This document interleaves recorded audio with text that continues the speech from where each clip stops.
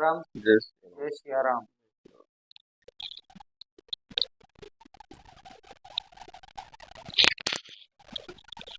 अब देखो जो बात बता रहा हूँ ध्यान से सुनिए आप। देखो आप मध्य प्रदेश से आए हो और मध्य प्रदेश यहाँ से बहुत दूर पड़ता है। यहाँ किस लिए आए हो कि बालाजी महाराज की कृपा से हमारा काम हो जाए, हमारी मन की इच्छा पूर्ण हो जाए, हमारे मन के भाव हो आप हमारे सामने रखो। तो मैंने बालाजी महाराज की कृपा से आप यहाँ आए हो और मैं भी ये चाहता हूँ कि बालाजी महाराज से आकर लेता हूँ कि आपका मार्गदर्शन मेरे से अच्छा हो। आपका मैंने पर्चा बनाया हूँ और बालाजी महाराज की कृपा से एक कुंडली बनाई। कुंडली का फलादेश कभी भी विपरीत दिशा में नहीं होता है। कुंडली का जो फलादेश है जो सत्य होता है ना वही होता है। अभी प्रत्यक्ष प्रमाण दे रहा हूँ आपको मैं कुंडली के साथ। आप क्या पूछना चाहते हो वो जो पूछोगे आप वो इस पर्चे में लिखा हुआ पाओगे आप। तो आप क्या पूछना चाहते हो? मेरे घर में कलह क्यों रहता है? आपके घर में कलेश रहता है। तो कलेश करता कौन है? पत्नी पत्नी बच्चे आपस तीन लोग हैं। मतलब आपकी पत्नी कलेश करती है? पत्नी बच्चा बच्चा भी करता है? उल्टे चलते मुझे। तो ये कब से चल रहा है? ये हो गए 4-5 साल। 4-5 साल। तो आप ये बताइए हमको कि आपका दुर्घटना कौन सी साल में हुआ था? मेरा 14 में हुआ था 14 में हुआ था और 21 में हुआ। दुर्घटना हुआ था आपका? हाँ। आपको उसके बाद में जो नस ब्लॉक हुआ था जैसे उसको बोलते हैं हवा हो गया, हवा हवा पड़ जावा ना जैसे आता पड़ा हुआ। तो उसके बाद वो कब हुआ था? 14 में। वो भी 14 में हो गया। देखो मैं जो आपका पर्चा बनाया इसमें जो बात है आपको पूछ रहा हूँ कि भाई आप क्या पूछना चाहते हो। आप ये पूछना चाहते हो कि भाई मेरे आप में मेरे और मेरी पत्नी के बीच में अनबनी हो रही है, झगड़ा हो रहा है, बच्चों में हो जाता है, आप में भी हो जाता है।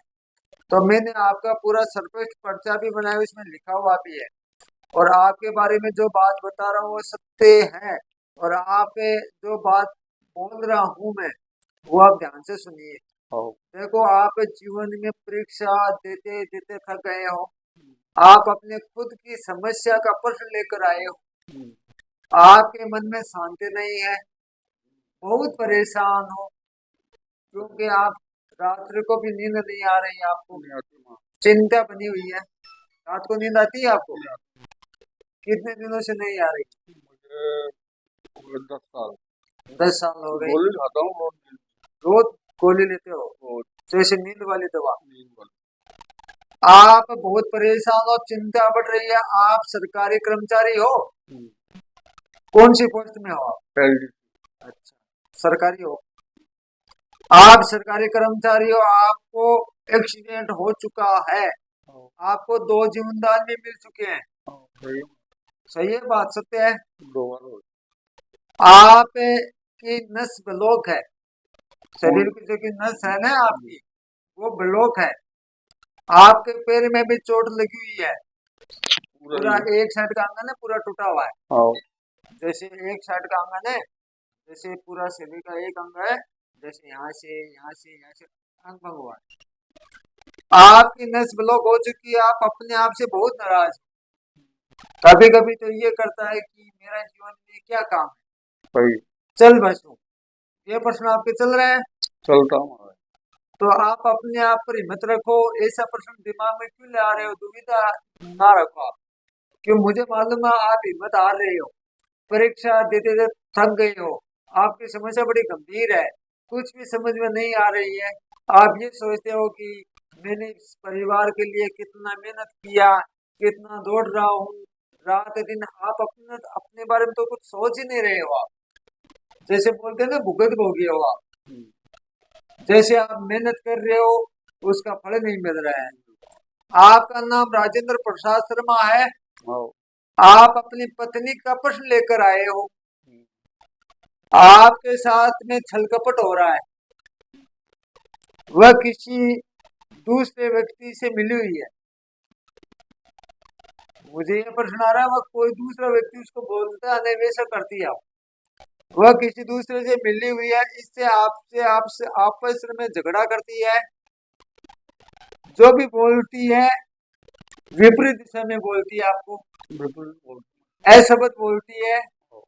मुंह से अशब्द बोलना यानी गाली गलौज करना, मुंह से अशब्द करना, भली बुरी कहना, वो कोई पत्नी धर्म नहीं हुआ उसका।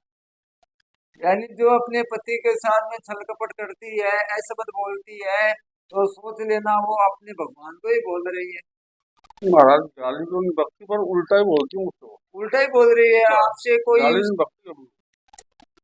और आपको अशब्द बोलती है, आपके साथ में झगड़ा करती है, आपकी पत्नी दूसरे व्यक्ति से मिली हुई है, उसकी वजह से आप पर अशब्द का प्रयोग करती है, वो आपसे मतभेद पैदा कर रही है।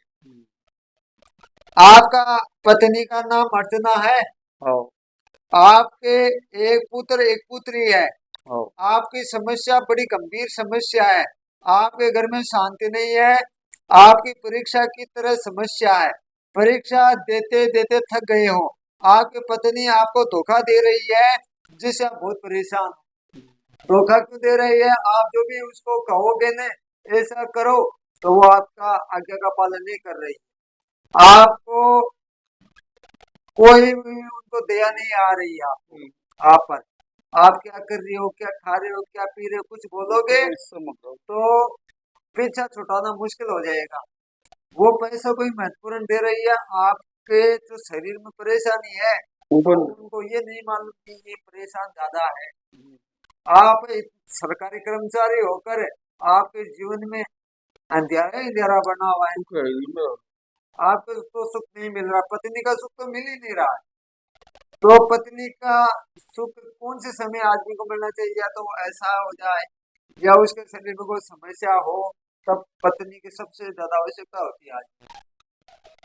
आप अपने आप से, इसीलिए आप अपने आप से नाराज हो, बहुत परेशान हो, थक गए हो, कभी कभी ये सोचने लग जाते हो कि मेरा क्या होगा, मेरा कोई समस्या का कोई उपाय होगा, निवारण होगा। तो देखो आपका प्रश्न बहुत बड़ा गंभीर है, पत्नी की समस्या लेकर आए हो, आपकी पत्नी का आपके साथ में बर्ताव ठीक नहीं है, वो आपका शब्द बोलती है, और उनका नाम अर्चना है, आपका नाम राजेंद्र प्रसाद है, आपको एक पुत्र एक पुत्री है, और आप सरकारी कर्मचारी हो, फिर भी आपकी समस्या बड़ी गंभीर है।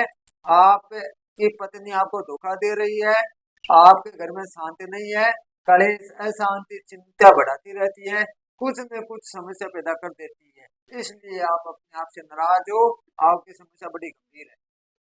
और कोई बात पूछना चाहते हो? महाराज मेरे परिवार के लोगों ने मुझे जमीन दी, मकान दिया, हाँ बंटवारे में, हाँ, तो उसका उनको कुछ मिलेगा नहीं मिलेगा दंड? या फिर देखो आपके साथ में तो मैं ये बोल रहा हूँ कि आप परीक्षा देते थक गए हो, आपकी समस्या बड़ी गंभीर है, आपके साथ में तो छल कपट होता ही आ रहा है। आपके पहले भाई